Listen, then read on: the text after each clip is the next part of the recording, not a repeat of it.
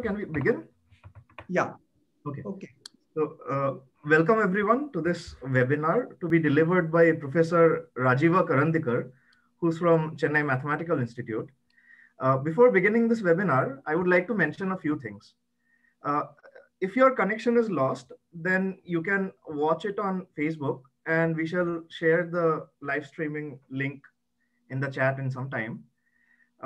Use the chat option to ask questions. So send the questions to me or Manjil, preferably to me, and I will be the moderator for today's session. And now let me introduce today's speaker. Today's speaker is Professor Rajiva Lakshman Karandikar, who's the director of Chennai Mathematical Institute.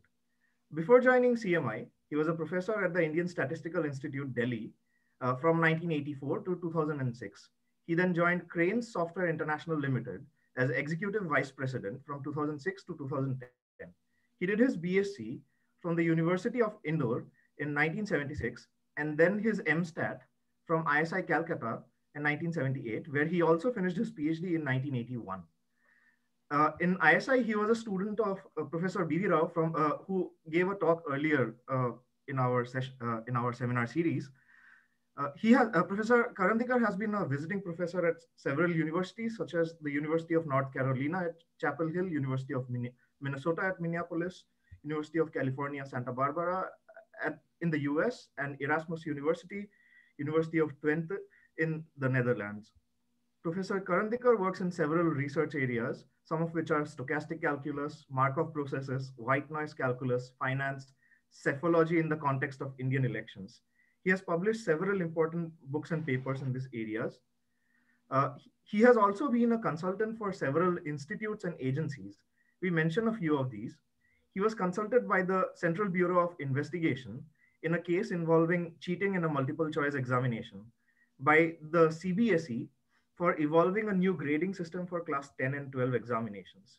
He has conducted and analyzed nationwide opinion polls for Indian parliamentary elections, as well as for various state assemblies on behalf of several media companies, including Doordarshan, Aaj Tak, CNBC, CNN, IBN, Hindustan Times, The Hindu, Indian Express, etc. Professor Karandikar has received many awards, such as the Young Scientist Medal from Indian National Science Academies in 1985, Fellowship of the IASC 1994, and the INSA in 2005, and the Shanti Swarup Bhatnagar Award in 1999, and many more. Today, he will give a talk about the length of curves and area of figures. Thank you, Professor Karandikar, for accepting our invitation. Over to you. Thanks, Vishal and Manjeet, and always glad to talk to students every opportunity. And well, this lockdown and this new way means that I can sit at my home and still connect to a large number of students, so which is good. There are lots of bad things, but we can make use of the good things which are the output of this. So I'm glad that we are having this session.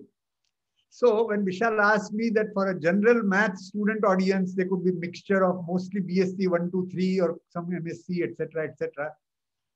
So what topic to choose? And what I have chosen is I have talked about it earlier to some students, because over years I have found that talking to students, especially when they are in BSc or even MSc, we ask them, how do you compute it? How do you show that the area of circle radius r is pi r square? They'll quickly do some integration, and but of course integration uses trigonometric functions, their derivatives and all such things. I said, wait, but that uses limit of sin x by x is 1 when you try to differentiate the trigonometric functions. How do you show that derivative of sin x is cos x? Well, you would somewhere use limit of sin x by x is 1. Yes. I said, okay, now prove limit of sin x by x is 1. And then the proof invariably goes by area of circle and something like that. So there is a kind of, I'm not saying everybody, but large number of cases I have found. And the reason is clear, because these things are done either in school or in BSc first year or something where, the formality of mathematics is not that stressed, and it is a lot more on computation. You need to compute quickly integrals, more and more complicated integrals. So the focus is different. And later, when you come to more serious mathematics or proof, theorem proof and such things, you take these are elementary facts which you are supposed to have done earlier. So this gap what I perceive as gap remains, and therefore it is interesting to talk about this and give a coherent way of proving both these statements together. Okay.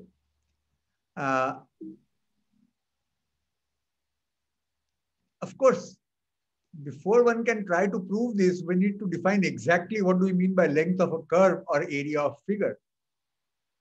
Because definition of pi is the circumference, namely length of the curve, which is a circle with a unit diameter. Okay, so that is what is pi.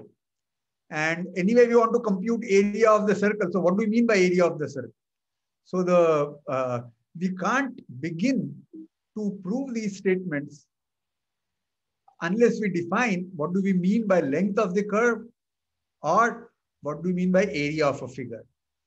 Only when we formally define this, then can we write what can be considered a full mathematical proof. Okay? Now, in early days of mathematical developments, and early days I am taking from, let's say, 3,000 years in the back till about 150 or 170 years ago, till nearly 1850s, this was kind of not a very logical structure. You did not have axioms from where you are deriving things. You are having phenomena around you and you are trying to figure out its connection mathematically. And therefore, things like concepts of things like what is a straight line, what is the length of a curve, what is the diameter of a circle, what is the area of circle, these were considered self-evident truths. You don't need to define them. You just need to figure out a way of computing them. That was the view. And not a wrong view, I would say. I mean, it was a useful view, and that is how mathematics grew. That is how mathematics developed. Its connection with a whole lot of things developed, including interface with physics or engineering and machines and so on and so forth. So, but as the development in mathematics, that it's a formal structure where you have axioms and you have ways of deducing from those axioms. When these thoughts started, people had to revisit each of these concepts as to what do we mean by a straight line, what do we mean by length of a curve, diameter of a circle, area of circle. All these one had to define. So I won't go back and start defining what is a point and what is a straight line, etc., etc. I'll assume for now that we have somehow come across. But start with how do we define length of a curve.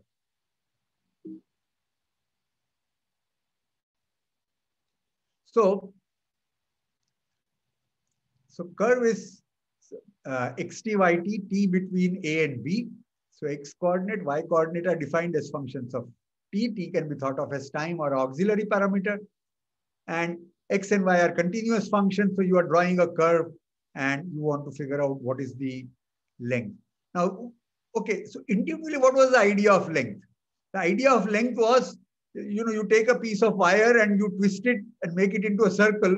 Now that same wire has become in a circle shape. You straighten it out. That's the straight line. Now you can compute the length. Okay. So essentially, if you flatten out the curve without stretching or compressing, what would be the length of the resulting line? Okay. That is the intuitive content of what is length. Now we want to define formally what is area, what is the length of this curve x, t, y, t. Okay. So here is a graph. So here the line t equal to a, t equal to b. These are the, so t is the x-axis. T is on x-axis. T equal to a, the point is here. T equal to b, the point is here. And between t, a and b, this is the curve x, t, y, t. Okay. So we are in xy plane, but I am starting from the curve from t equal to a, ending at t equal to b. Okay. And we want to compute the length of this curve. And again, intuitively, the idea is if we flatten it, if we assume that this is made of hard wire and is in this shape, if we flatten it out, how much will be the length after flattening? That is the idea. Okay. So here is the approach. Okay. You take a finite partition T0, T1, T2, Tm of this interval a to b. Okay. So just pick finitely many points. First point is a, last point is b, and in between you pick several points. The m is varying, as yet not fixed. We will keep increasing this number of points. Okay. So some finitely many points in the interval A to B. So you have divided the interval A to B into several small segments. And let's denote by this norm P or length of P or whatever the symbol defined as absolute value of P, but you know what I mean. It's the maximum of Ti minus 1, maximum thereof. So we have divided into several intervals, sub-intervals. All of them may not be equal. And what is the largest length of the largest interval, okay, in the partition?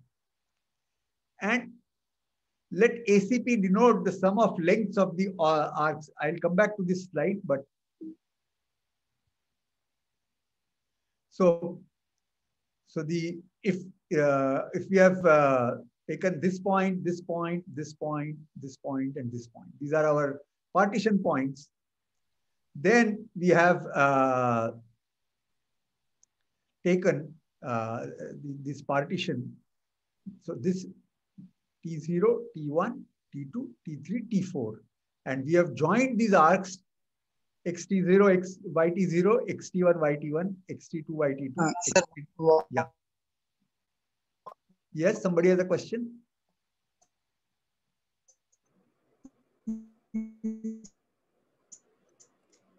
Okay, maybe this voice is lost. So now let us come here. So we are joining the successive points. So in the picture, I had 4 points. I cannot hear. Somebody is trying to ask, but maybe you put it on chat and maybe Vishal or Manjeet can read it out if they are ready. So we take the lengths of these arcs. Okay. So right now 4 partitions, 4 lines, 4 line segments, 4 arcs, and the sum of the lengths of each of these arcs. So we are taking as given a length of a straight line. You just that is a concept which we have started with, that we take length of a straight line as given, and by the Pythagoras formula we can compute if x t0 yt0 xt1 yt1, then what is the length of this? That is exactly the xt0 minus xt1 minus xt0 whole square, yt0 minus yt0 whole square root thereof. Okay. So we have this ACP. So this is sum of the lengths of the arcs of the curve C when we are joining the successive points introduced by this partition P. And intuitively, the length of the curve is more than ACP, because if you flatten this out, so this is the shortest distance between these 2 points. This is another way of going it. So the length, even if we flatten this out, this length is going to be more than the straight line distance between these 2 points. So that is the intuitive thing we capture, and we define. Okay, so before that, let's see that if we add more points to P and now call them Q, S0, S1, Sn. So we have added some points. All old points remain, and then a few of them we have subdivided. Okay. It is clear that using triangle inequality. Okay, so these green arcs, green were the original first one, P, and in Q, in each of them I have inserted a point. I need not have, it could have been, in some I could have had 2, in some I may have had none, but nonetheless, right now, so now for the Q, the length, ACQ would be the sum of the lengths of these green, blue lines. Okay. So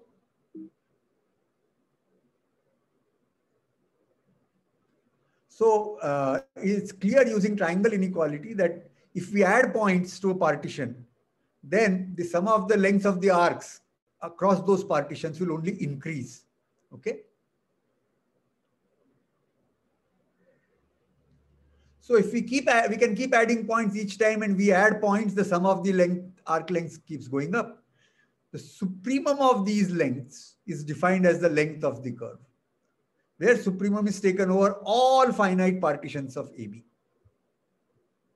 Okay. So length of the curve is supremum over all partitions of these ACPs. Okay. So now we have defined the length. Okay.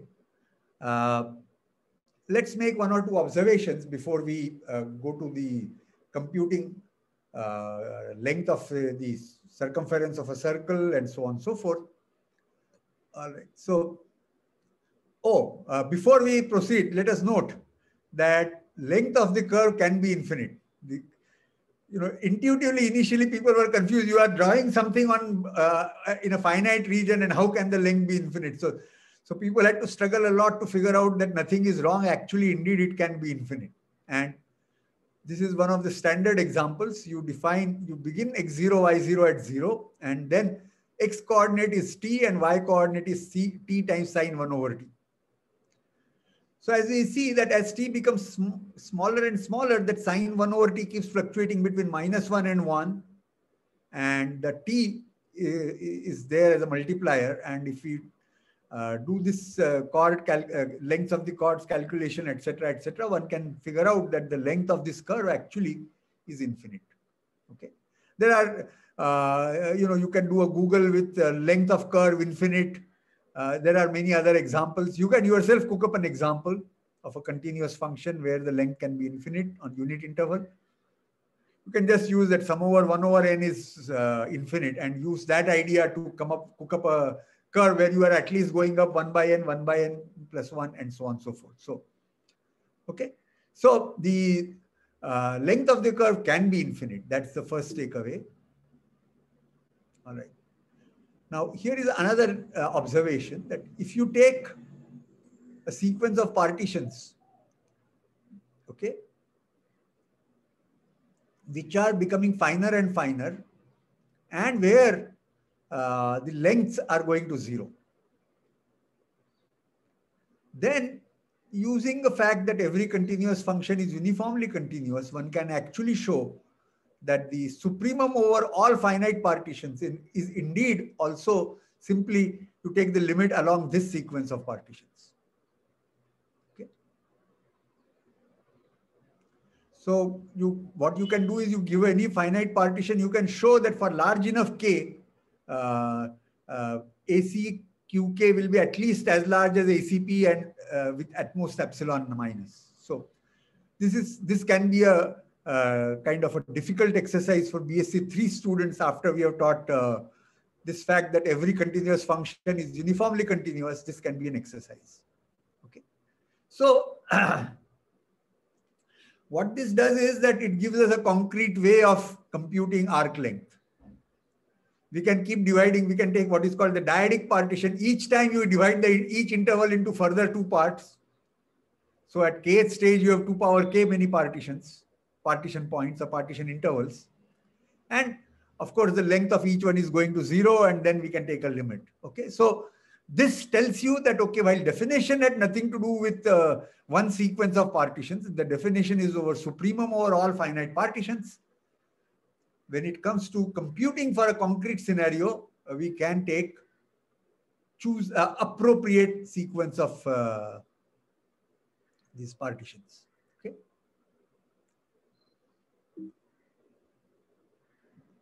All right. So now let us, having defined length, let us come to the length of circumference of a circle. Now, let us take a circle with diameter d, radius is d by 2. Divide the circumference into 2 power k equal parts. Okay. Now, in the next figure, O is the center and AC represents one such segment. Okay. So, of course, to be able to see clearly, I have not divided into a large number. It is a small number only, but so that we can see what we are doing. But we can then, as mathematicians, we should be able to imagine. Later, we can keep seeing that, okay, as this number of partition points becomes larger and larger, what happens? Okay. So AC is one segment, and as you can guess, so what I have done, I have joined O with A, O with C. I have joined the segment AC. That is the green arc. We have to keep adding this all across and add them up. And the point of intersection of AC, this is the bisector of the angle AOC, that is B. So that OAB and OBC are right angle triangles. Okay, so that is my construction. Okay, so so O is the center, AC represents one such segment, and there are in all n equal to 2 power k many segments. Okay, and these, if we keep subdividing, then my partitions are becoming are increasing, and the maximum length of each partition is kind of going down. We will see that, and therefore, because the circumference is getting divided into 2 power k many parts, and our arc length AC is actually less than the the straight line distance between AC is less than the arc length. It is clear that the maximum distance between these successive points is going down, and so we are if we just take the limit of these n times the length AC, that will be an approximation for our length of the arc. Okay.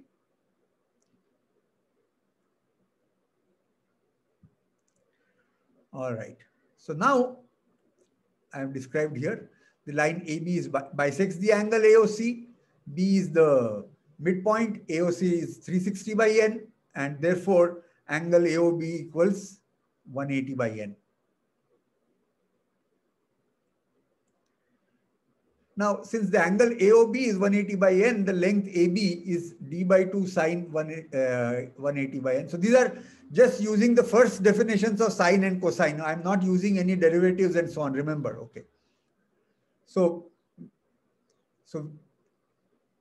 the AB length we can define. What is it? OB length we can define. OA is just R, which is d by 2. Okay. So this is d times cosine of this angle, and this is sine of the same angle. All right. So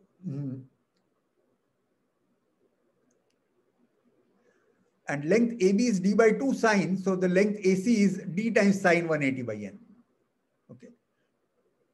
So the length of AC is sine d times sine 180 by n, and therefore the inner approximation is going to be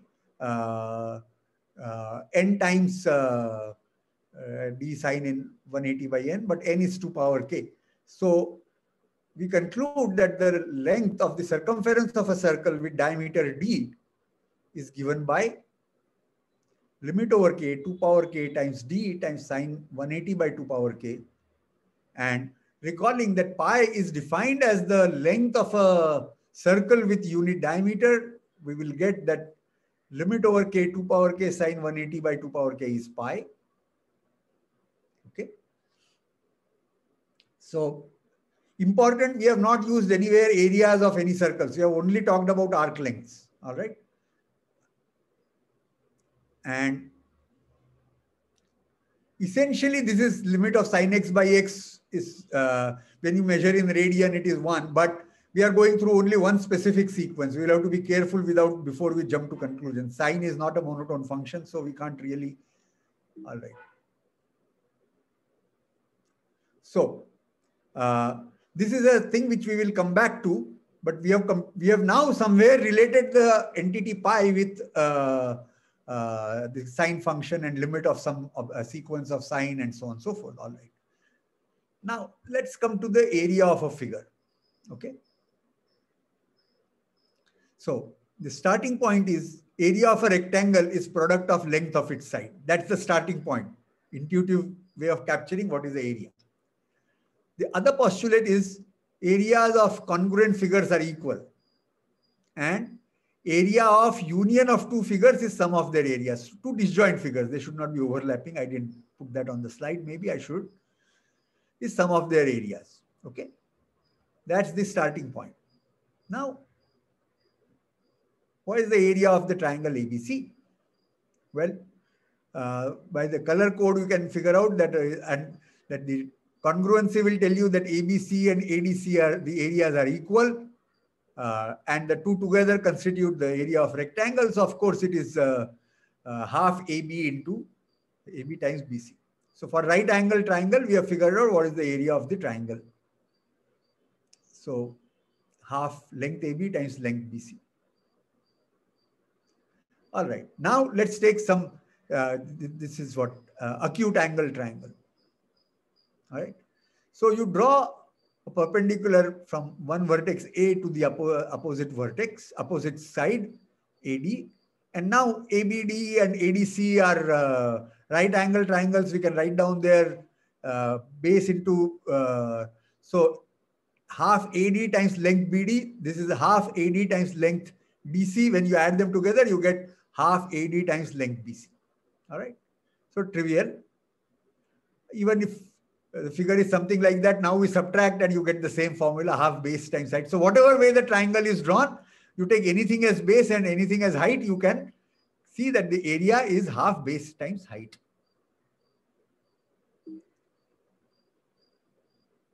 All right. Now, let's come to a polygon. A polygon can be divided into finitely many triangles, and area of the these are all going to be disjoint. You can easily do that construction, and the area of the polygon is defined as the sum of the areas of such triangles. So we have defined area of a polygon. And the thing to remember is that these postulates, we can keep verifying that as we are defining these postulates are not going to be violated. Okay, that is something, when you successively define objects, that is something which you have to always keep doing. All right. So with polygons, we'll have to figure out a way of proving that if you have two polygons and that if you put them together, it becomes a polygon, then the area of the larger polygon is sum of the areas of the two polygons which we took them. And that is very clear that how to do that. Okay. All right. So now we come to another interesting, like our approximation for the length of a curve, we come to this postulate that if a figure can be approximated from inside and outside by polygons, and the areas of these approximations converge to a common value, we define the common value as the area of the figure. See, with length, we only took one inner approximation. There was no possibility of doing outer approximation. For area, we can do only inner approximation, but then we may keep having difficulty in verifying that it satisfies certain postulates and so on and so forth. And intuitively, we can get some counterexamples and so on if you only define the inner approximation. So, if you take this inner and outer, then there is no problem. It completely captures the intuitive notion of area of a figure, and we can derive various things out of it. So, in any case, if you can embed polygons inside and take a polygon which is completely outside the figure, it makes sense that the area of that figure should be lying between these two values. So, and this is what we are going to use in order to get to the area of a circle. So it will become, right now, even if this concept, what I have written is not clear, it will become clear as we come to the area of a circle. Okay. So now come back to area of a circle. We take a circle, radius r, divide circumference into 2 power k equal parts. Once again, the picture that we had seen earlier, but with a twist now. Now we extend this line, the point where OB meets the bisector meets the circumference is E. You draw a tangent at E and let that tangent meet OA extended in D and OC extended at F. Okay. So now if we take this N, you replicate and get all these N points like that, then the inner thing green is going to give you a polygon which is inside the circle, and the outer one will also be a polygon which will be outside the circle. And it is very clear that the length area of the circle, if at all we can define, it should be bigger than what we get, that the area of the N times area of the triangles OAC, and it should be less than equal to area of N times the area of the triangle ODF. Okay. So the N times the area ODF, or if we put all those polygons, all those triangles and make it a polygon, that is the outer approximation, and OAC, that collection, is going to be the inner approximation. All right. I could have used two different colors so that I could have talked that this color one will be inner, this one will be outer, but somehow I have not chosen different colors. So that's of course, I suppose, clear. All right.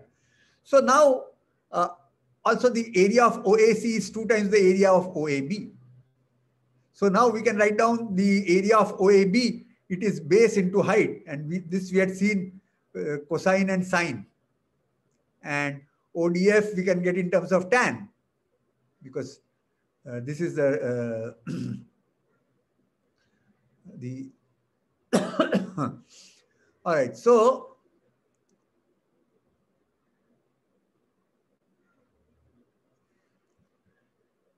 all right. So here I have just described that construction, which I already talked. Okay. So now, inner approximation area 2n times area AOB, outer approximation 2n times area DOE, circumference of the circle 2n times length AB. All right. And angle OAB is 180 by n. And we have again recalled the what are the AB, OB, and DE.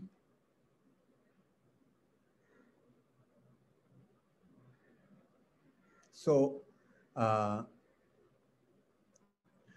once again, remember, I am using only elementary definitions of trigonometric functions. I have not used any other properties. Now, so we get the inner approximation 2n times half r sine 180 by n, r cosine 180 by n. We get outer approximation likewise, except that cosine is now in the denominator. So tan I have written as sine by cos. Okay. All right.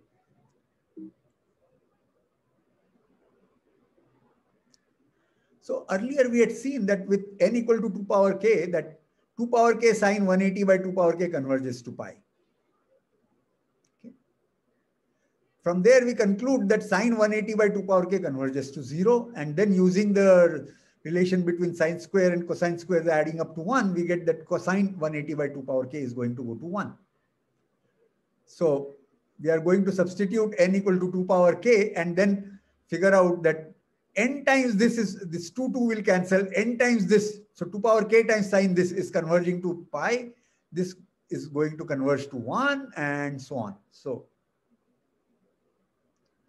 upper and lower approximations. So now I have just rewritten them as 2 power k r square sine 180 by 2 power k cosine 180 by 2 power k, and this both converge to the same quantity pi r square. So my inner and outer approximations are converging to the same quantity, and therefore area of the circle is pi r square. Okay. So there is no hand waving. It's a complete proof that the area of the circle with radius r is pi r square. We haven't used that limit of sine x by x is 1. We have used this part which we had independently proven. First one, 2 power k sine 180 by 2 power k converges to pi. That is all I have used, and we get that the area of the circle is pi r square. And now let me just go back to that slide where I defined if a figure. So now the circle as seen, so now I am reading this, but in the light of what we have seen. As seen now, a circle can be approximated from inside and outside by polygons, and the areas of these approximating polygons converge to the common value, and therefore that common value is the area of the circle. Okay. All right. So having done area of circle, we still have to do sine x by x. I have only done through one subsequence. All right. All right. So it follows, or rather we have seen that, I should have said. Now we have seen that this is pi. Now we have measured angle in degrees. If we change it to radians, with 180 degrees being pi radians, it follows that sine pi by 2 power k by pi by 2 power k converges to 1. This is just changing the unit of measurement. All right. So there the sine was in terms of, till this point we were measuring sine and cosine. The angles were being measured in degrees. Now we have switched to radians. So now pi by sine pi by 2 power k by pi by 2 power k goes to 1. Well, with little more work, which I will show now, we will, and proceeding on the same lines, we will show that sine theta by theta limit is 1. So how do we do that? Well, let theta n be any 0 pi valued sequence converging to 0. So convert theta n converging to 0 from above. Okay. And let kn be the integer part of pi by theta n. Okay. So, so kn times theta n will converge to pi. And it will also follow that 2 times kn times this quantity is less than area of circle, and 2 times kn plus 1 times these quantities would be greater than equal to area of the circle. So why am I saying this? Okay. So now let's interpret this as this is not an integer division of pi, okay, or number of, if we divide the thing, we will get kn many things of identical size, and the last one may be a smaller sized. Okay. So the whole circle can be approximated from inside by polygon where kn many are of the same length and one is smaller. And likewise, the outer one polygon, kn many are of the same length and one is smaller. So for the outer, we increase the length and make it kn plus 1 of this size. For inner, we take kn of this size and do the same calculation. So therefore, 2 kn times this r sine theta and r cos theta n is less than equal to area. I don't know why this star n has come. This n should not have been there. This is a typo. But 2 kn plus 1 times this r sine theta and etc. is greater than equal to area of the circle. And from here, we will get that kn times this is less than equal to pi, less than equal to kn plus 1 sine theta and cos theta n.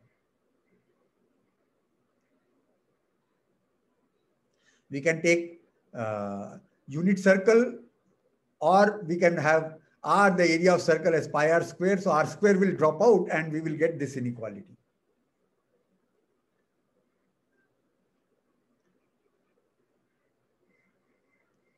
So now I've just recalled that inequality here. Now,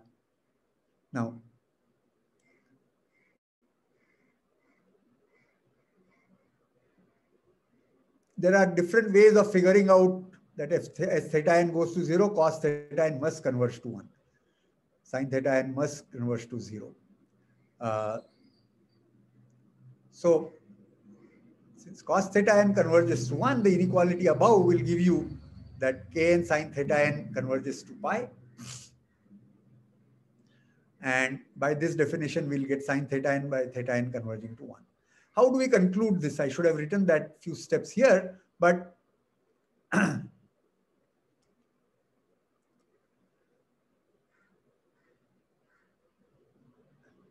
once theta n is less than equal to, say, pi by 4, cos theta n will be greater than equal to some fixed positive value. Cosine of pi by 4, I guess 1 by root 2.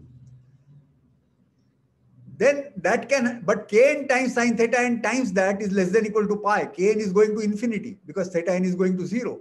So the only way it can happen is that the sin theta is going to 0. But once sin theta is going to 0, cos theta n will go to 1.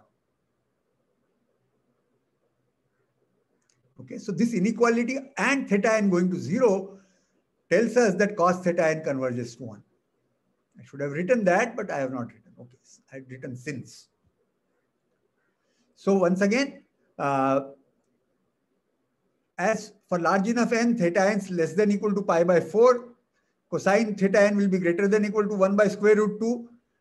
And therefore, kn sin theta n cosine this remaining bounded will tell us that kn sin theta n should go to constant, is bounded. Therefore, sin theta n goes to 0. And therefore, sin theta n goes to 1. And therefore, this quantity, both these quantities converge to, therefore kn sin theta n converges to pi. And since kn theta n is also converging to pi, taking the ratio, we will get sin theta n by theta n will converge to 1. But this is only a sequence from the positive side. For a 0 pi valued sequence, theta n going to 0, we will get limit is 1. Now, if you take sin using that sine of minus theta is sine minus sine theta, we can conclude that sine theta by theta, the limit is 1. Okay. So for all sequences theta n going to 0, we will get that limit of sine theta n by theta n is 1. And that is one equivalent way of defining limit, or we can prove that that says that that is same as saying that the limit of sine theta by theta as theta goes to 0 is 1. For students, if you have not seen these kind of things, that only computing via sequence and then concluding for the function, this is a very important thing. And if that is a gap in your reading, you should read that. Maybe write to Vishal or Manjeet, or if you have a question answer session, ask there and they can give you a reference where to find that. You can also write to me. My email is, somehow I thought my email is there on the screen. It is not there. My usual screen, it is there, but today I have tried to fit all, including my photograph on the screen, and therefore it's not there. But you can easily, you Google my name, you can find my email in also. Okay, all right. So we have now done both these things consistently. We have defined length of a curve, area of a figure, and we have proven that sine theta by theta limit is 1, and we have proven that the area of circle is pi r square, and there is no circularity there. We are not used one to prove the other. Okay, so this concludes this part. Now I was not sure how long it will take, so therefore I prepared more. And good, I can now, this idea of the area of a curve, we can now go beyond. So let's come to the connection between integration and area under the curve, as is the standard phrase. Okay, so question of area of a figure, this yellow part is I've denoted by chi, and it is bounded by x-axis, lines x equal to a, x equal to b, and the curve y equal to fx. Just to get a good picture, I have taken an entire curve to be on upper side. All kinds of complications when you have both sides. Let's not get into that. Okay, those are then conventions. So what is this area of this yellow region? Okay, and the idea is what we did with circle, except that instead of triangles here, we will just do rectangles. Okay, and that is, by the way, this part, finding areas had been a long issue. As you can see, when people were selling and buying land, the land need not always be in a rectangular shape or triangular shape, and people had to figure out a way of computing areas, estimating how much yield of a crop, all kinds of things. So the area was an important object, and just for the students, if they do not know, this area of a circle and the circumference of a circle, both these were important things going back ancient times. And in Bible, there is a reference, and Bible lists that the value of pi is 22/7.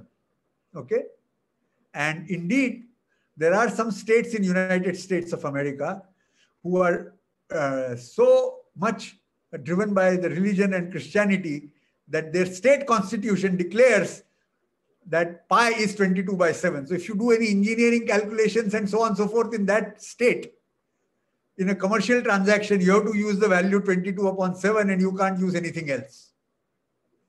But this was just an interesting story. I don't know what happens in their equivalent of state board, what they have to do. I don't know. But commercial transactions is bound by the state constitution.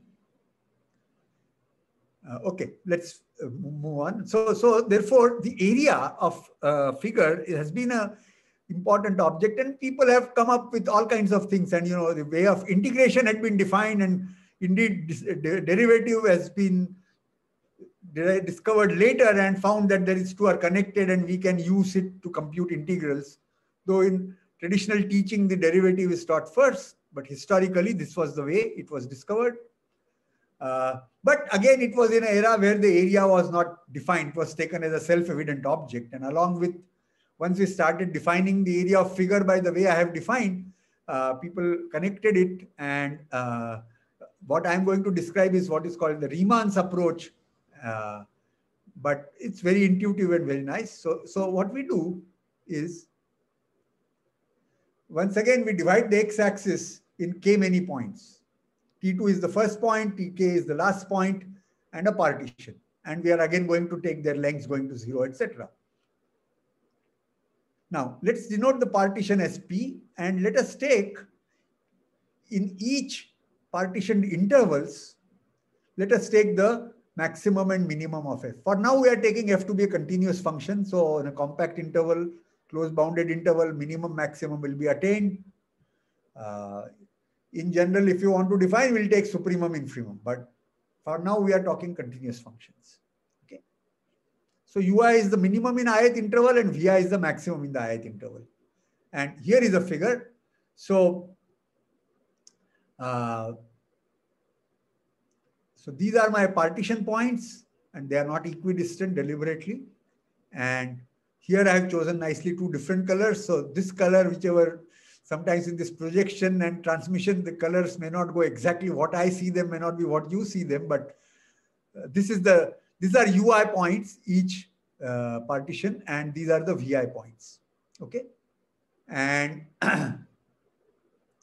what we have so are UI, VI I have marked. Now, it is clear that UI times the length of the curve, length of the partition, is the lower bound for area between the x-axis and these lines here. So this is the area bound by the T1 minus T0, and the height is U1. T2 minus T1, height is U2. Okay. So each of this is the inner approximation for this area. And if we add it all, it is the inner approximation to the area that we are considering. Just like the area of circle picture. Okay. So ui times ti minus 1 is lower bound for the area between x-axis, the lines x equal to ti minus 1, the line x equal to ti, and y equal to fx. Likewise, vi times the same lengths are upper bound, because now everywhere I've taken the rectangle going up to vi, and now we see that these are upper approximations, and so we get the outer approximation. Okay. So, well,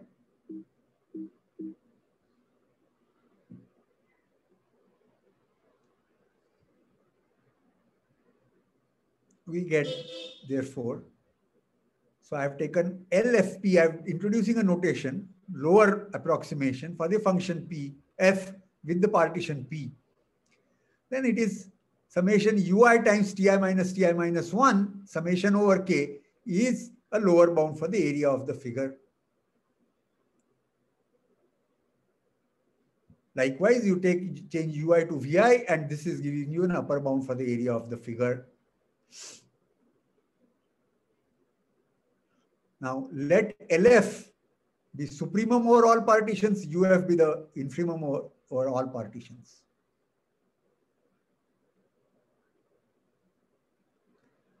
And one can show that easy, that LF is less than equal to UF, because in this picture, you can see that this is the outer approximation. If we take any inner approximation, that figure will completely be inside this approximation. And so for any two partitions, the inner approximation is always less than equal to the outer approximation, even when the partitions are different. So from there, you can see that this infimum supremum LF will always be less than equal to UF. And as in the case of area of a circle, if we will define that if these are equal, then the common value is defined as the area of the figure. Okay.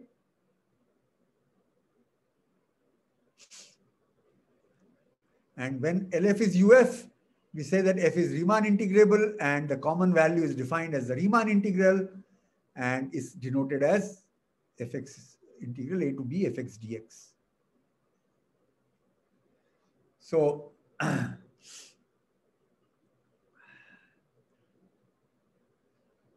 from the definition, it follows that if, okay, so what I described, I had said continuous curve, but if you take any curve and the minimum maximum, you just change it to supremum infimum, the definition still works.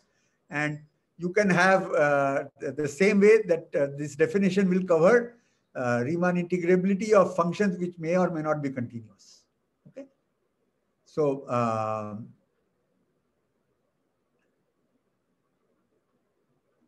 so if f is Riemann integrable, then given epsilon, there will exist a partition such that for any refinement, so any further subpartition, the difference between the upper and lower thing is less than epsilon.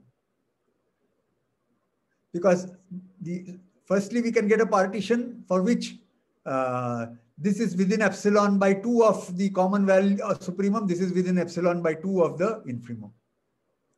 And then if you take any refinement, our inner approximations will only go up, outer approximations will only come down. So from there, and simple definitions, we can say that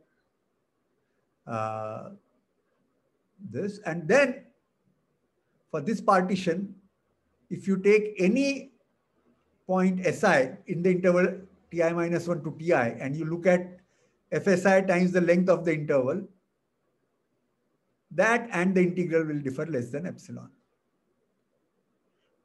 So these are, some books do define Riemann integral in alternate way by you take some choice of points Si in each interval and you compute this value. And if for all such choices, this converts to the same quantity, that is the integral. But for it seems easier to convey by inner, outer, etc. and minimum, maximum. So therefore, I have done that. Okay. But if you see in another book, some other definition, don't be confused. It is defining the same thing. All right. So,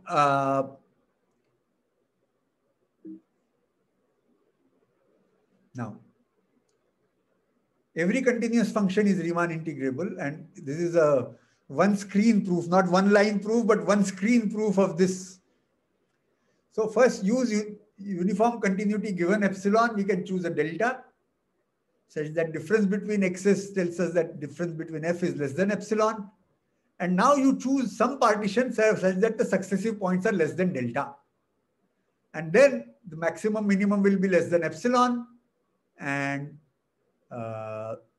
then you will get that UF minus LF will be less than epsilon times B minus A. So UF will be equal to LF. So I guess it should have been less than equal to, and I will only get less than equal to here. I had been a bit sloppy in writing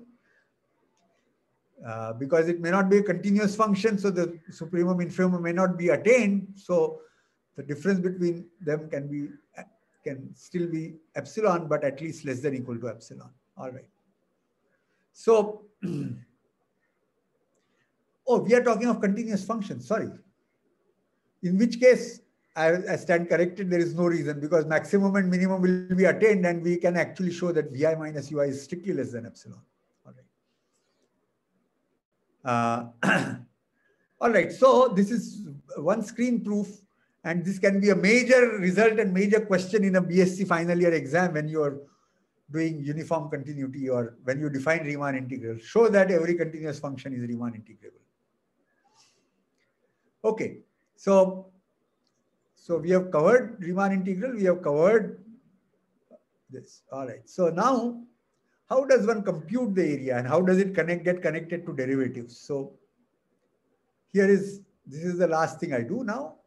So let ft be 0a to t fx dx. So we take, instead of going all the way up to b, we go only up to t and define integral up to t and call that a function ft. Now,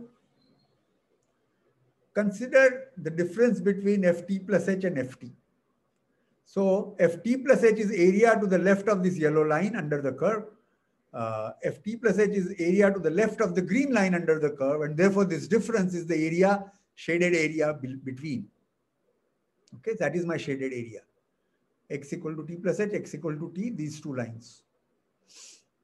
Now,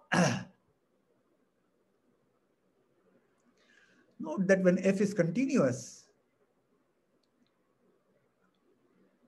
at x equal to t, okay, Then for small values of h,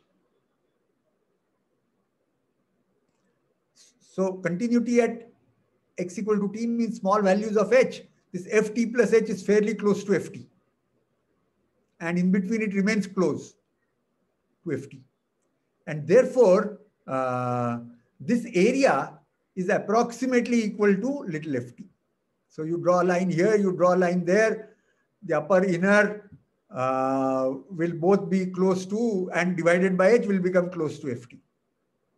Okay, so from this picture, it is clear that as h becomes small, ft plus h minus ft divided by h approximately equal to ft, or limit as h goes to 0 becomes ft, h from positive side. But likewise, for h less than 0, you can take x equal to t plus h. The line now, yellow line is x equal to t, green line is x equal to t minus h, and the same picture tells us that this limit as h increases to 0 is also ft.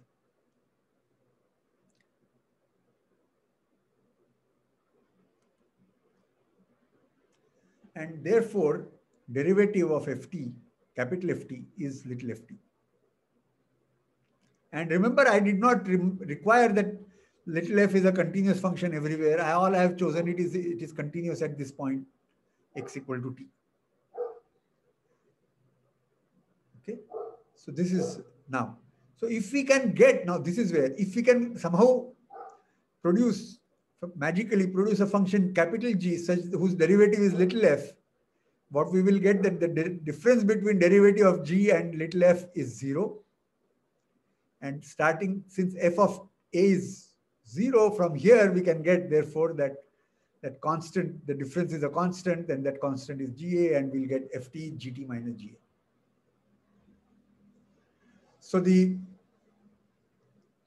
most places the way it is taught is you first teach derivative, then you say G is the integral. Integral is just the inverse operation of derivative, and then you say definite integral and connect it later.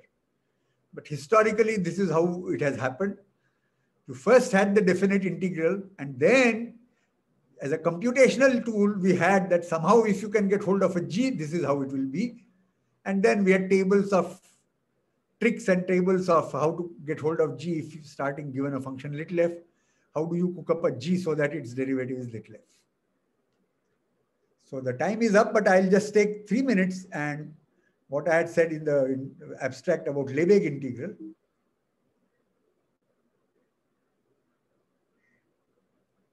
Okay, so it was observed that,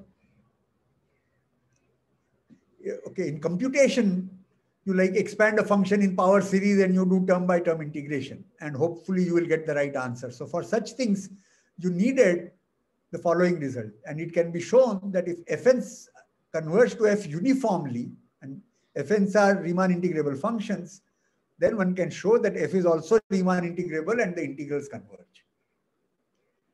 The question is that if instead of converging uniformly, if the convergence is pointwise, say all bounded by C, so no problem with infinities, but pointwise convergence, not uniform, can we still conclude that 3 is true?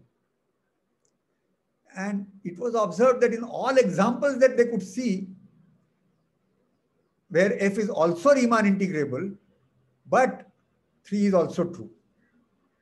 So whenever we had this and f being Riemann integrable, this was true, but they could not prove it within Riemann theory. Indeed, they also had examples where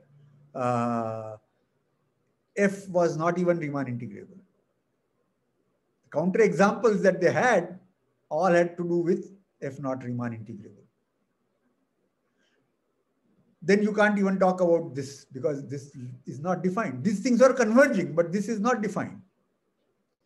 So when such things happen, you realize that somewhere your definition is incomplete. By somehow defining it better, you can improve and get hold of the result.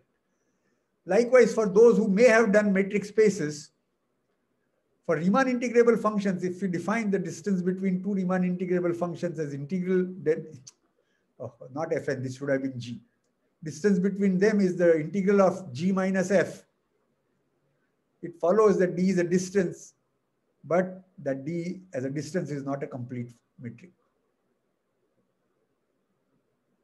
Again, functions fn which converge pointwise to something, but the limit object is not Riemann integrable. These were the ones which were Cauchy sequences which did not have a limit in the space of Riemann integrable functions. And so a lot of efforts were there to come up with alternate ways of defining integrals. And what has survived now is Lebesgue integral. There are other equivalent ways of doing, but Lebesgue integral. And it is just based on idea. In Riemann integral, one divided the domain in finitely many parts, intervals, and then approximated the area under the curve by rectangles. Lebesgue's idea was instead to divide the range of the function in finitely many parts and again use the same approximation. So you divide the, if your curve is between minus m and capital M, you divide that in finitely many points. This is our curve. We divide the y-axis in finitely many points, and the successive equal distance and successive points are written by yi. You define ai as the set in the domain of the definition of function a to b, that is for which the value of the function lies in the ith interval. That is my curve ai, set ai. I thought I had given a picture somewhere that did not get in. Okay, so anyway, my time is also up. So we divide that ai, and then we can see that the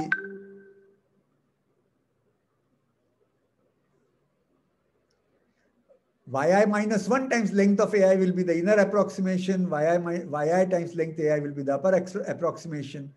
And this time we can actually show that the upper and inner approximation, their difference goes down to 0 because n is in the denominator. As you increase n, this will go down to 0. And therefore, they will go to a common value, which we can define as the integral or the Lebesgue integral. And this discourse will make us believe that any function we can do Lebesgue integral. The catch is the following. So if f is some function such that if you take a set of x's such that fx belong to a to b, u to v, for any choice of u and v, if you can define length of this set a, then you can integrate the function f. But when a is not an interval, it is kind of more complicated sets. How do we define the length is again not an easy question. Inner approximation, outer approximation, and the works. And that is what measure theory is about. And well, one fixes that issue of defining lengths of sets, and lo and behold, you have a way of defining areas of curves and volumes of objects in three-dimensional space and n-dimensional integrals. All of them can be sorted if you can fix what is the largest class of sets A for which we can define lengths having nice properties. So what are these nice properties and how do you go about doing that? That whole thing is measure theory or Lebesgue theory. Okay. So of course, we can't cover that now. So let me stop. Thank you very much, Professor Karandikar, for this wonderful talk. We have a few questions that have been sent to us. So can we take a few questions now? Sure. So,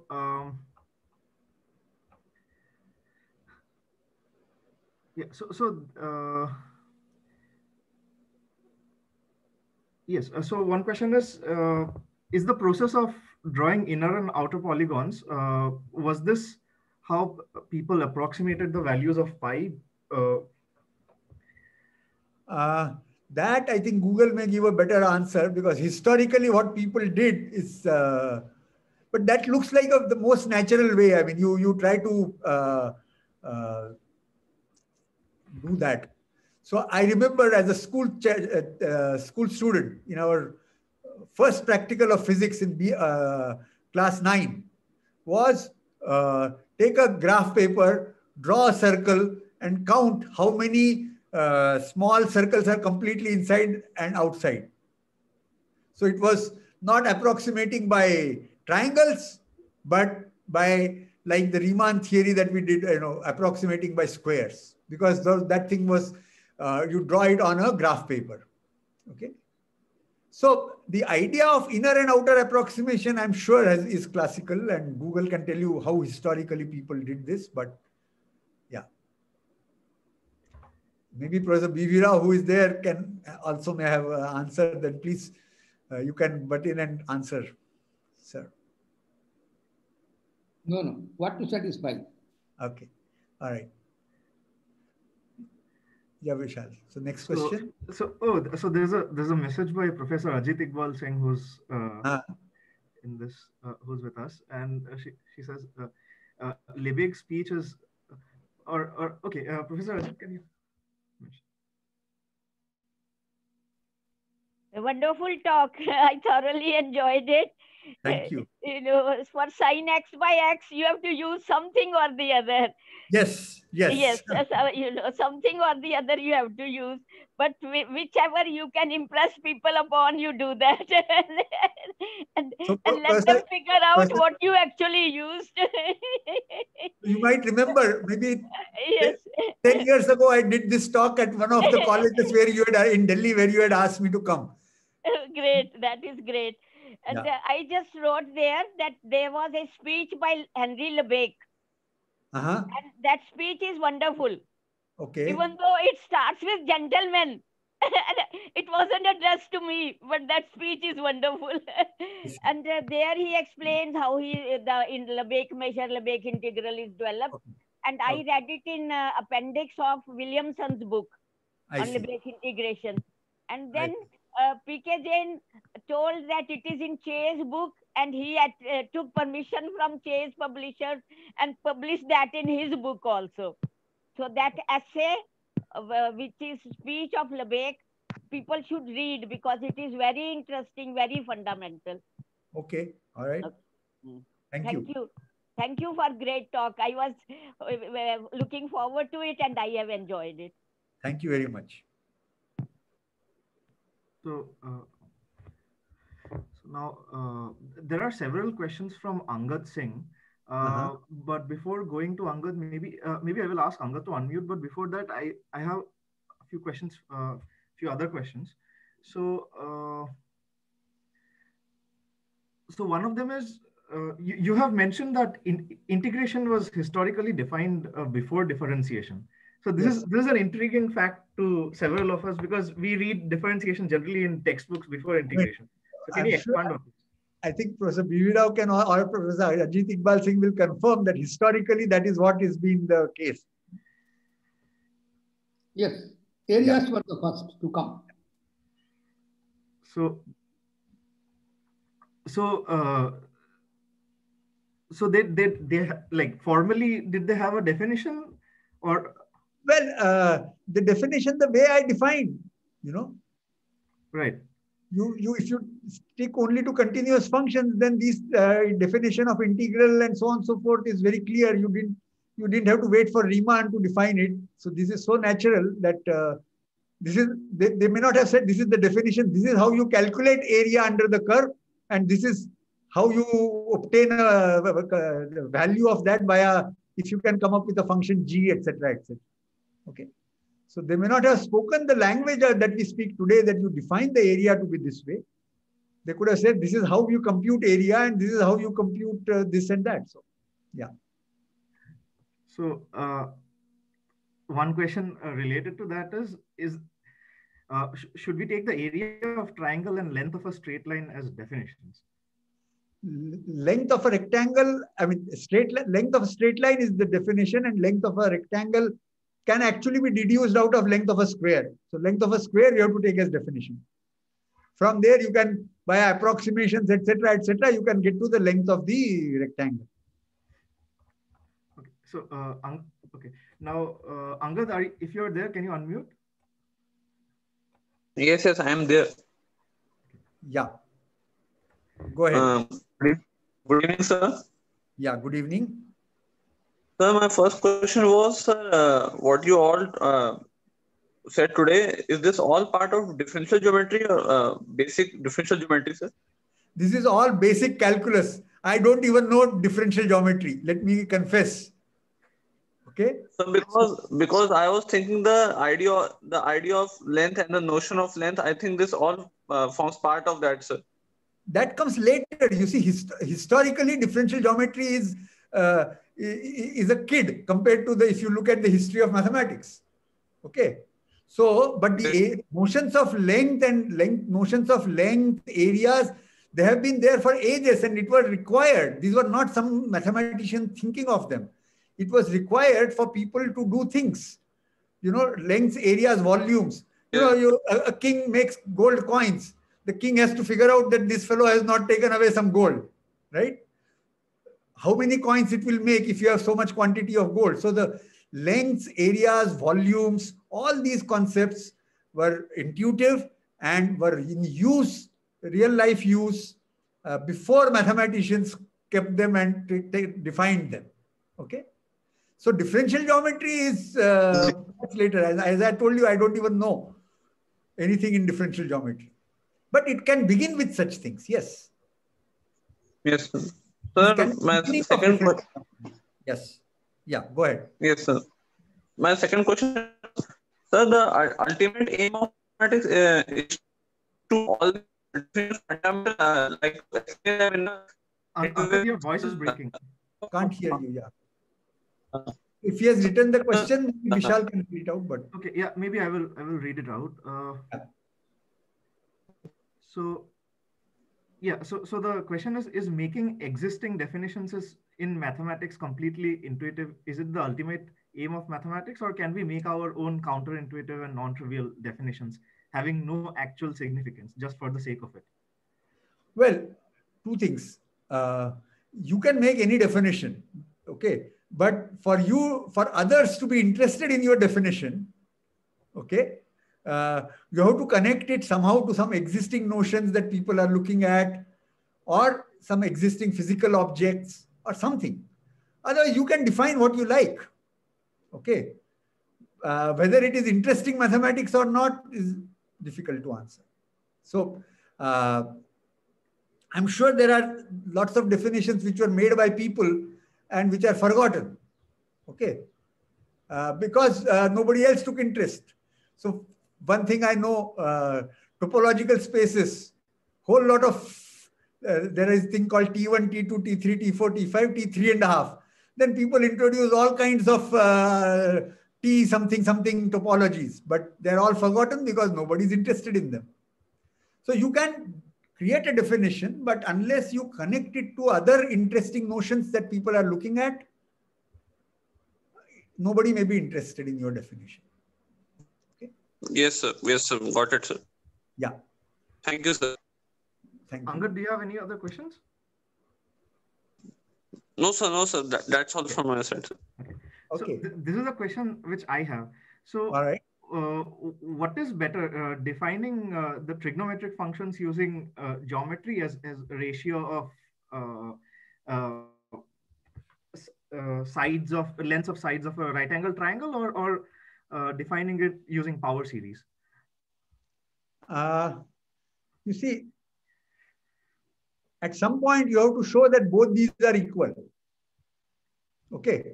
Whether you do it by trigonometry, I mean by figures and so on and that way, or you do a power series.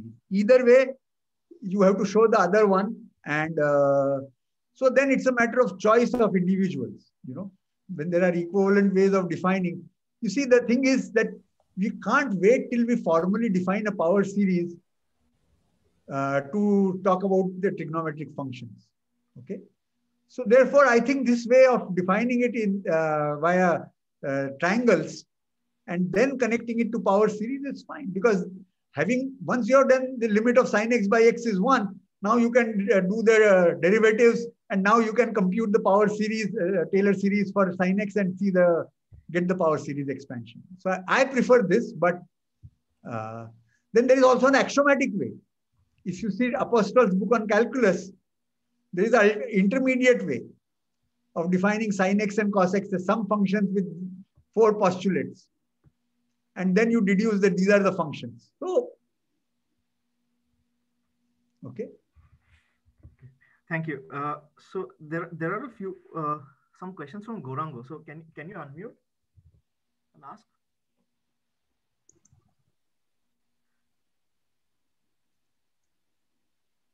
You're not audible. If you're... Yeah, I'm there. Yeah. Okay. Am I audible? Yes. Yeah. Sir, my question was a little like this. Like, what would be the area equivalent of doing such whatever you did in the lecture if it's in the fourth dimension or something? Like, what would it mean?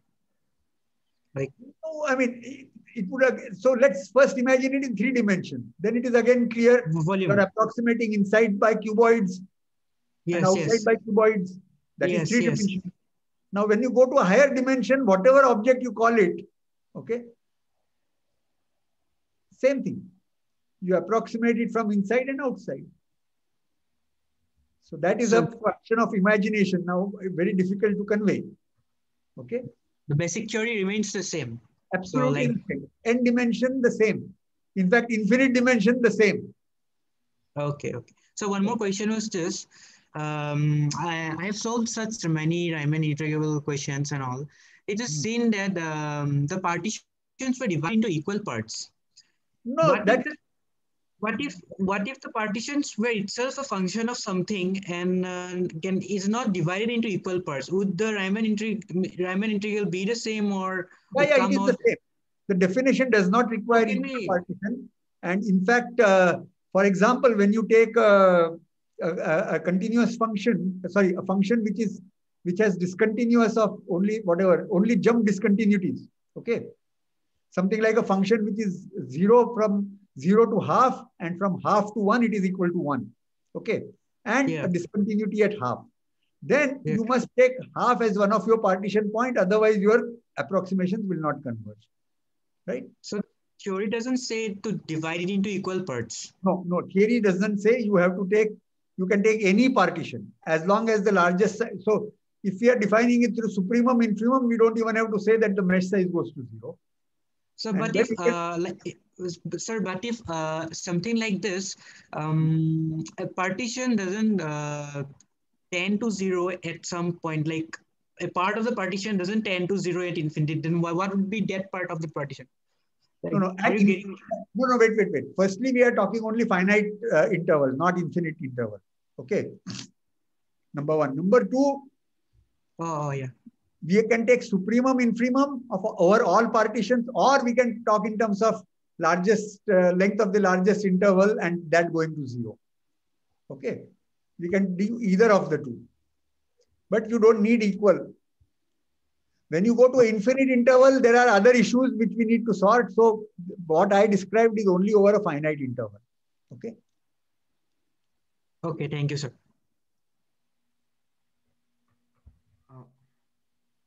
I think there are no other questions. So this is one general question that we ask all our speakers. Can you suggest some books for? I think Apostol Calculus is a good source, and for those who are experts at doing search on internet and obtaining a copy, that is available. You have to figure out a way of getting it, but or various libraries also have it. There were cheaper Indian editions of that, not very cheap, but relatively. In Calcutta, College Street, you will surely be able to buy one. Calculus Volume 1 Apostol. There are lots of books, lots of very good books, but this is one which came to my mind. Professor B.V. Rao, anything else, or Professor Ajit Iqbal Singh, any other book that you can off the cuff suggest to students? Apostle is good. Hille is good.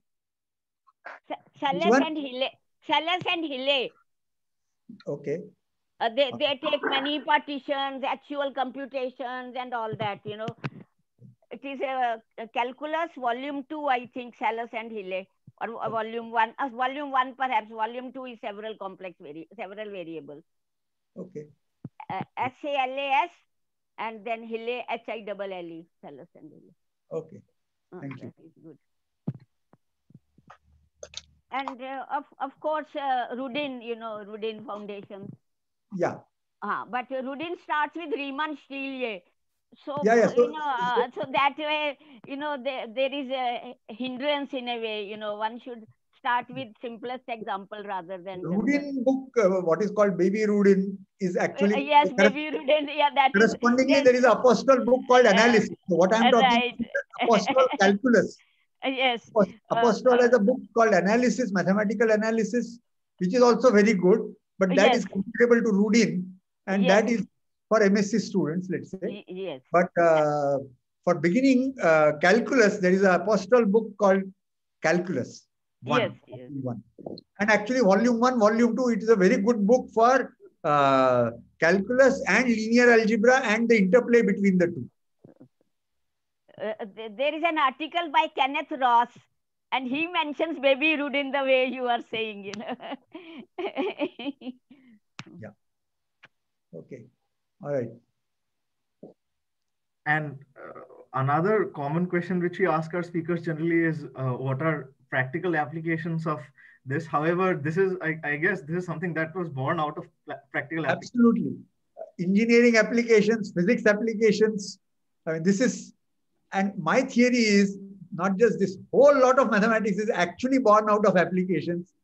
Though later mathematicians have pretended that they don't care about applications and they just do it for their own sake. But whole lot of mathematics is actually evolved out of concrete applications. Yeah. Right. Actually, can you mention some example where which we might not be very familiar with, some example of applications of where these concepts might come in unusual places? Unusual places. I mean, almost everything with concrete mathematics, not in abstract mathematics, but almost any interplay of mathematics and real world, there are two parts. There are some which are what can be called discrete. Okay. So like cryptography, okay, coding, real world. These are discrete objects, and there a whole lot of things from discrete mathematics have an interplay. Then things which are continuum mathematics, almost everywhere, notions of limit, area, length, calculus, all these are integral parts. All right. So I think unusual, I mean, unless Professor Rao or Professor Ajit Iqbal Singh can remember, I can't immediately think of a unusual suddenly when this crops up, but almost every interplay of continuum mathematics with real world has these ingredients. So you have been asked for consultancy by several agencies, institutes. Yeah. Anywhere like stuff like this might have come up. Of course, I guess you cannot reveal a lot of those things. But No. You see, let's say, so indirectly. So let's say the question of cheating and so on and so forth. Okay. Cheating in a multiple choice exam. Now, in that, eventually the answer will be some statistical term, which in turn may use some normal approximation. And when you come to all those things, anyway, limits and calculus have played a role. Okay. So it's very difficult to quantify what all mathematical concepts you use in a given exercise. Okay. So in that sense, these are so fundamental. I mean, can we say what all we have used, 2 + 2 = 4, where all we have used, right? So it's something like that. Almost everything which is connected with continuum mathematics, somewhere or the other uses limits, uses trigonometric functions, uses derivatives, uses areas, uses lengths, volumes, and so on and so forth. So any kind of optimization issue, what is the best way of doing something? I mean, all businesses, when they want to consult, they have to either maximize their profit or minimize their expenses. So what is that maximization? It is calculus, right? So the concepts of limit, derivatives, all these come into the play. So, right. And finally, one question is, can you, do you have any words of advice for somebody who might be wanting to get into applied applications of maths? Okay. So, especially those who are doing, let's say, BSc students who not necessarily want to do research in math, but perhaps want to use maths in real world. I have lots of advice. First and foremost, Don't say that, oh, this is pure maths, I don't want to read it because I am interested in applied math. That is just an excuse not to study maths. Okay. So first of all, whatever coursework is there, you should do it all.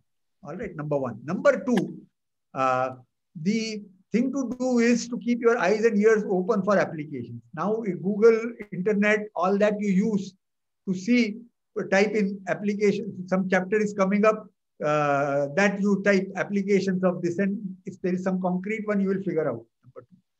Number three,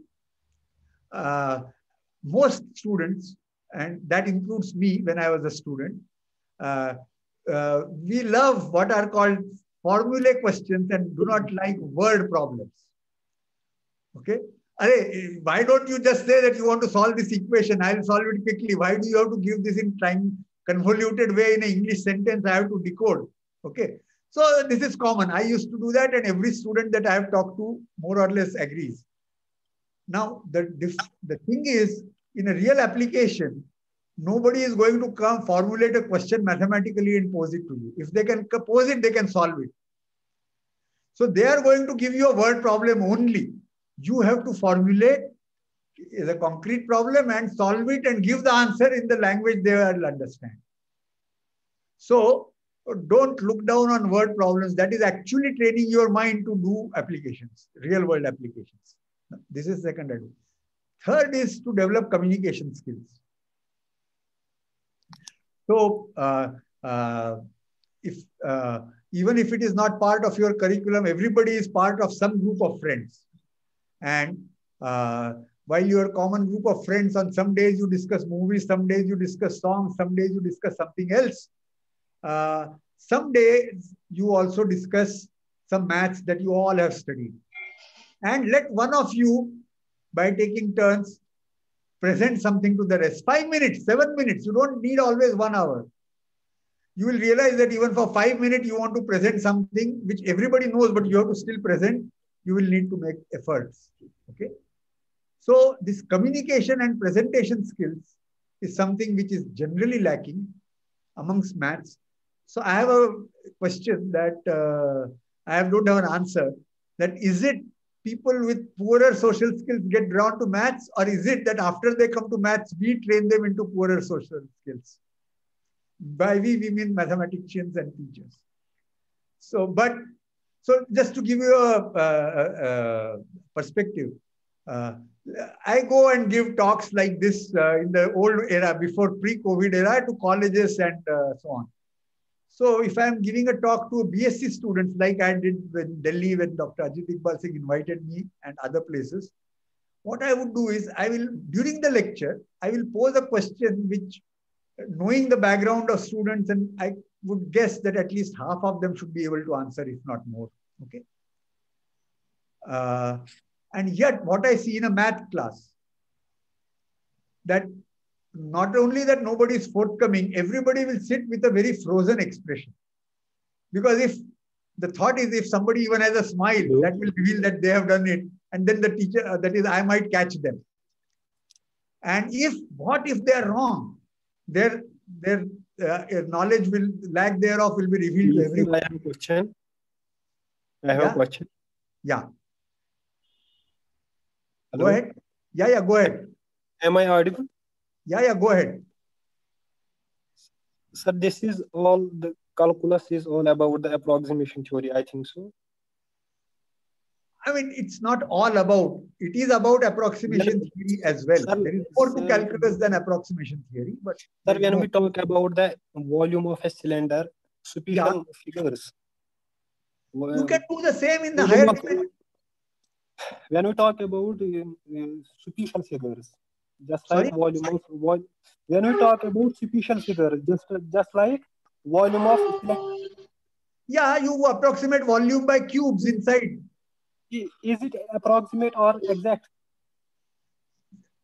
You see, the way we defined areas, the same way you can define volume. Approximation inside, approximation outside. Yeah. Yes, sir. Yes, sir. I have a question that approximation theory. I am working on approximation theory. You please write your question in an email to me, okay? Because we are not here to discuss what is approximation theory. Okay. No, sir. No, sir. Where it is applicable? No, you write an email to me. I am not answering things about what you are studying approximation theory. Please write an email to me. I will reply. Okay. Okay, sir. Okay, sir. Thank you, sir. So coming back to my story, so there's a pin drop silence. If I point out someone, they may even answer, but nobody volunteers. I go to a management school and I ask a difficult question that most of them are not supposed to know. But whether they know or not, everybody wants to jump up and they want to be the first to answer. Both extremes may be bad, but certainly not volunteering to answer is something that students should work over. So social skills, in general, they should work on.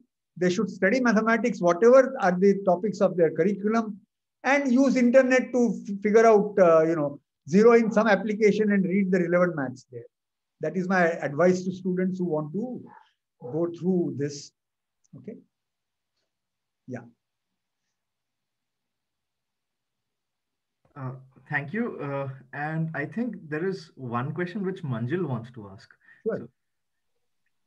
So thank you, Professor Karandikar, for the very nice talk.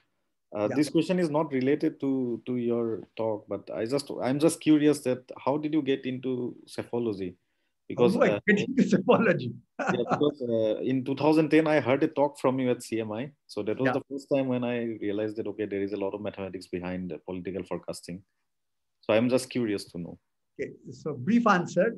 I have 1 hour talk, several of them on Google. You opinion poll Karandikar, if you do, you will come up. But anyway, let me answer how I got into cephalogy.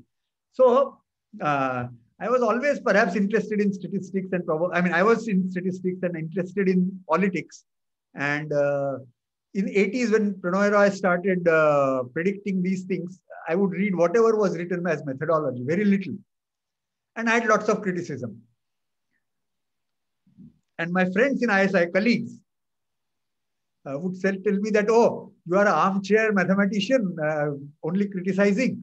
Why don't you do it? So I used to get back and say, I'm willing to do it. Who will take me? I am a pure mathematician. My friends used to know me as Rajiv, who lives in a Hilbert space, because for over 10 years, every article I wrote, section 2 was let H be a real separable Hilbert space. So I said, who will take me? Okay. And it was around that time that one of our colleagues went to CSDS, Center for Studies in Developing Societies, and they were just getting into nationwide polls. And Yogendra Yadav asked my colleague, simply because he was from ISI, he was an economist from ISI, that Bhaskar Datta, that why don't you suggest some statistician, because we want some statistical advice. We are now going to do nationwide polls. We are going to have money to do that, so we need some advice. So Bhaskar Datta, as I called him, Bhaskar Datta, he came back. He again provoked me into one such discussion, and he says, now there is someone who wants help, and now you do go and help. I just told Bhaskar Datta, you didn't have to trick me into saying it. Even if you had asked me, my answer would have been yes. So this was the year 1997. And I and Yogendra, we talked on phone and decided we'll try to do something together. And that is the beginning. First time I did was the 1998 Lok Sabha election. Thank you, sir. So I have lots of 1 hour talks on this, you can see. Thank you, sir. So I think that brings us to the end of questions, but I'm guessing a lot of participants would have a lot of other questions. So I think you can email Professor Karandikar, and I think your Zoom name is your email ID. Yeah, okay. So I was not sure what they are seeing. So okay. Right. And as I said, it can do any Google with my name, and you will get my homepage, which has my email. So. And with that, I would like to thank Professor Karandikar for giving us his valuable time and for answering so many questions. So thank you very much. Yeah. Okay. And can we end the recording now? Yeah. So.